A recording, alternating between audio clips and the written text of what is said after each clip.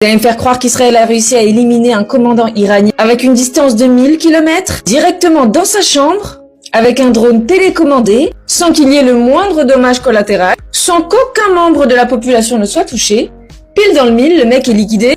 Par contre, ça fait 2 ans que vous tentez de liquider toute la population de Gaza, sous prétexte que vous ne savez pas exactement où se situe le Hamas. Alors on bombarde les hôpitaux, les femmes, les enfants. Il n'y a pas un couac dans l'équation là. Et il y a encore des gens qui sont convaincus de la bonne foi et de la bonne volonté d'Israël. Alors bizarrement, depuis que la guerre a commencé entre l'Iran et l'Israël, on n'entend plus parler de la Palestine. Les pauvres sont en train de mourir de faim, mourir de la gaz, mourir de leurs blessures, sans aucun moyen de pouvoir les aider étant donné que le blocus n'a pas été levé, que l'Égypte bloque les frontières, empêche Marche tout Gaza d'arriver à leur terre, en les emprisonnant et en les frappant.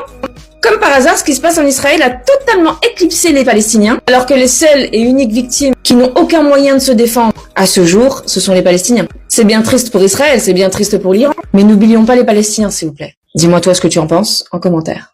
5 morts et 87 blessés du côté des Israéliens de la nuit du dimanche à lundi. Voilà un peu l'étendue des dégâts.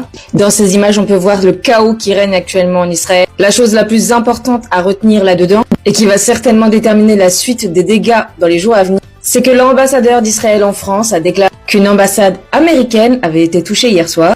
Pour rappel, le président américain Trump a déclaré qu'il n'hésiterait pas à se mêler à la guerre si l'ambassade était touchée. Évidemment, c'est la raison pour laquelle l'ambassadeur israélien s'est empressé d'aller le déclarer dans la presse, en espérant qu'il n'ait pas menti sur l'attaque de l'ambassade et qu'il n'ait pas commandité eux-mêmes cette attaque, afin de convaincre les États-Unis de se mêler à la guerre et d'avoir peut-être un petit peu plus de chances de la gagner.